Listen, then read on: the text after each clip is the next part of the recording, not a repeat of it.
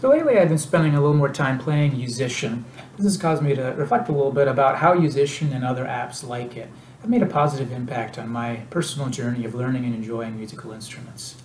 There were a number of points in the past when I quit practicing music, and then the Yousician got me interested again, or I lost interest in one aspect of music, such as sight reading, and Yousician ended up giving me that nudge to get interested again and build skills toward being a more well-rounded student and able to enjoy music better.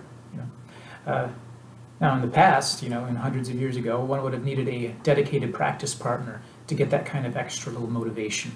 But these days, technology helps fill that hole. And let's be honest, that's a hole which is there for a lot of us self-taught hobbyist people. Yousician isn't the only gaming tool of its kind, but it's one of the first. The concept is a new one, generally speaking. It's unique to our modern technology world. So I thought it'd be kind of fun to make a little video discussing the history of these various music training tools. As I talk about the history of Yousician and its cousins, some of the information I'll share will be from Google and Wikipedia, and some of it will be from my own personal experience. This first video is part one, and just kind of backing up the trail back to guitar game learning. It seems like the story really begins back in 2008, long before I was interested in the subject matter. According to Wikipedia, it was 2008 when a new game concept was showcased at the annual Game Developers Conference in California. The project was called Guitar Rising, apparently, and was basically a proof of concept. It was basically a proof of concept tech demo, which showed a PC game which would receive audio input from an electric guitar, allowing an educational version of Guitar Hero to provide accurate feedback to the user. Now, that happened in 2008. One could say the story really begins back in 2005, when the first Guitar Hero game was released by Harmonix. Or if you prefer, you could back up even further and say that things really go back to 1998, when the first Dance Dance Revolution game was released. Because the fact of the matter is, music gaming isn't a new idea in the world of gaming. Guitar Hero didn't start it. But what Guitar Hero did was it made waves and became unexpectedly popular, with people going out to buy plastic toy guitars as though they were made of gold. The Guitar Hero phenomenon demonstrated that gamers aren't just excited about saving the world from zombies and fighting giant robots. Some gamers also enjoy a good fantasy about musicianship, of all things. Now, no video gamer is ever going to have so much good Halo skills or good Mario skills that they can end up saving the world from actual aliens. But how much would gamers be willing to invest into their guitar fantasy if that guitar fantasy could start blending into reality?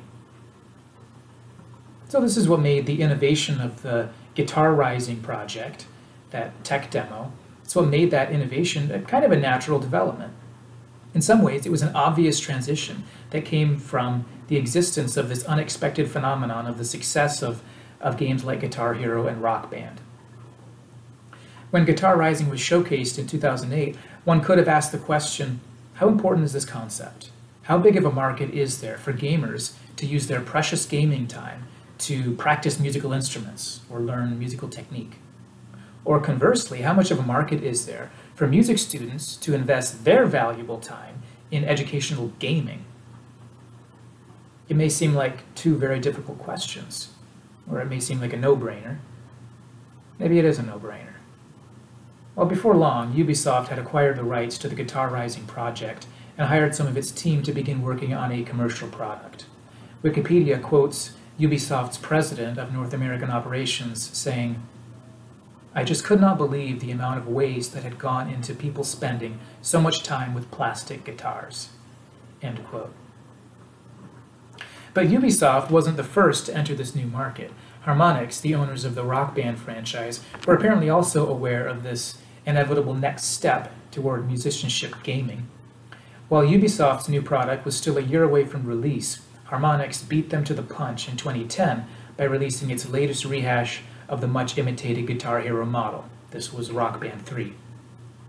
I never played the game myself, but as best I can tell, it's the first of its kind in terms of having a pro mode available that lets you learn real music using note-for-note guitar parts that you could also play outside the game.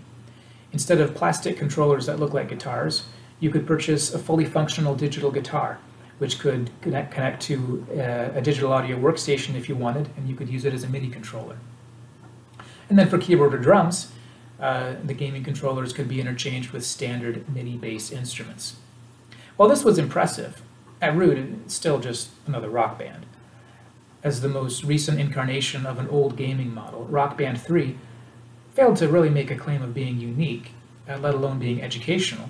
As a result, it seems to be the case that Rock Band 3 is not primarily remembered for being an educational tool, certainly not remembered for its egregiously overpriced digital guitars, which are too expensive for a gaming controller and too eccentric for your guitar collection. However, when Ubisoft finally released their product in 2011, it would not be forgotten so quickly. It wasn't marketed as one more rehash of Guitar Hero, but instead as a one-of-a-kind original educational gaming concept. It's called Rocksmith, and the claim was that it could teach you how to play guitar just by playing the game. And instead of selling you an overpriced digital guitar to go with it, they just developed a $50 adapter cable so you could plug in a real electric guitar. Who wants to bet that scores of gamers went out and bought an electric guitar just to play Rocksmith? It could be suggested that part of the success of Rocksmith is that it didn't primarily cater to the audience of Guitar Hero superfans who had bought all the other games and had to buy the latest one, which by that time had to be a shrinking crowd, nor was it catering primarily to the audience of young gamers who just had to buy their first Guitar Hero game. Rocksmith seems to have catered instead to anybody who wanted to learn guitar without investing the focus and dedication and hard work of taking lessons. Basically, any gamer who wanted a free skill, or any gamer who wanted his fantasy to seamlessly turn into reality, or anyone who wanted to learn a musical instrument and dabbled in gaming at the same time. And one could suggest this was a largely untapped audience. In part 2, I'll discuss the transition of this educational concept onto other platforms and the entrance of Yousician and other of these various products that are available today.